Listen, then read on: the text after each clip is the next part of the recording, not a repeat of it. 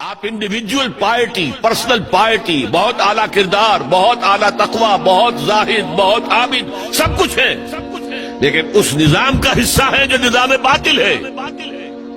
آپ کس کی گواہی دے رہے ہیں؟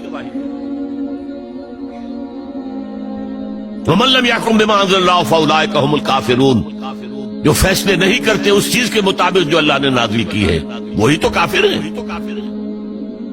تم نے کافر کسے سمجھا ہے؟ وَمَن لَّمْ يَحْكُم بِمَا أَنزَلَ اللَّهُ فَأُولَٰئِكَ هُمُ الظَّالِمُونَ، جو اللہ کی اتاری ہوئی شریعت کے مطابق فیصلے نہیں کرتے وہی تو مشرک ہے۔ وَمَن لَّمْ يَحْكُم بِمَا أَنزَلَ اللَّهُ فَأُولَٰئِكَ هُمُ الْفَاسِقُونَ، جو اللہ کی اتاری ہوئی شریعت کے مطابق فیصلے نہیں کرتے وہی تو ناہنجار ہیں، فاسق ہیں، غدار ہیں، باغی ہیں، سرکش۔ یہ تین فتوے ہیں مفتی اعظم کے۔ مفتی اعظم کون ہے؟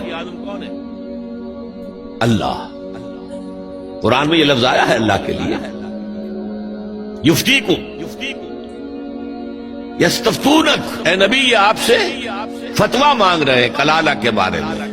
قل اللہ یفتیکم، کہہ دیجیے اللہ فتویٰ دیتا ہے۔ لو تو مفتی اعظم کون ہے؟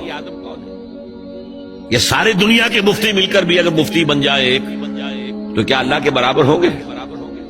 اور اللہ کا فتویٰ یہ ہے جو اللہ کی اتاری ہوئی شریعت کے مطابق فیصلے نہیں کرتے وہی تو کافر ہے، وہی تو ظالم ہے، وہی تو مشرک ہے، وہی تو فاسق ہے، وہی تو سرکش ہے۔ اور یہ تین فتوے ایک رکوع میں آئے ہیں، سورہ مائدہ کا رکوع نمبر 7۔ تو یہ شہادت جو ہے، یہ شہادت گہے الفت میں قدم رکھنا ہے۔ لوگ آسان سمجھتے ہیں مسلمان ہونا۔